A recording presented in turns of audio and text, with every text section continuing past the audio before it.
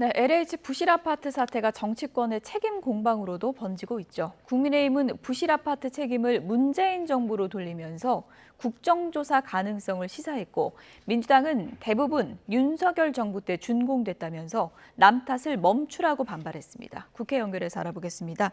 손효정 기자. 네, 국회입니다. 네, 문 정부 책임이냐, 윤 정부 책임이냐 공방이 더 치열해지고 있군요. 네, 국민의힘은 LH 아파트의 철근 누락 사태를 건축 이권 카르텔로 규정하며 문재인 정부 책임론을 제기했습니다. 어제 LH 부실 아파트 대책을 논의한 고위 당정협의회 결과를 발표한 자리에서도 지난 정부에서 발생한 위법 행위를 철저하게 조사하겠다고 거듭 밝힌 겁니다. 당 차원의 진상조사 TF를 본격 가동하고 국회에 계류된 건설산업기본법 등 건설 현장 정상화 5법도 조속히 추진하겠다고 발표했습니다. 이와 더불어 국정조사 추진도 검토하고 있는데요.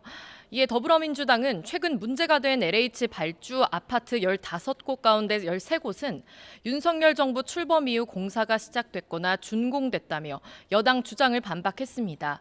비리가 있다면 철저한 수사가 필요하다는 데에는 공감하면서도 여당이 책임을 전 정부로 돌리며 남 탓에만 열중하고 있다고 비판했습니다. 또 입법 보완에 앞서 행정부가 관리 감독 등 할 일을 제대로 했는지 따져봐야 한다며 상임위 차원의 현안 질의 등을 준비하겠다는 방침입니다. 민주당 김은경 혁신위원장의 이른바 노인 폄하 발언 파장도 계속되고 있는데요. 김 위원장이 오늘 직접 사과한다고요? 네, 민주당 김은경 혁신위원장은 앞서 남은 수명에 따라 투표권을 행사하는 게 합리적이라는 취지의 발언을 해 노인비하 논란이 불거졌는데요. 김 위원장은 어제 춘천 간담회에서도 공식 사과하는 대신 오해가 있었다, 어리석었다는 정도의 유감을 표명했습니다. 하지만 노인 단체뿐 아니라 당 내에서도 비판이 거세지자 잠시 뒤 당사 앞에서 사과의 뜻을 밝히기로 했습니다. 이와 더불어 다른 당 지도부에 이어 박광훈 원내대표도 오늘 대한노인회를 직접 찾아가 이번 논란과 관련해 사과할 예정입니다. 국민의힘은 김 위원장의 발언은 후한 무치한 막말이라며 공세를 이어가면서 김 위원장의 사퇴도 촉구했습니다.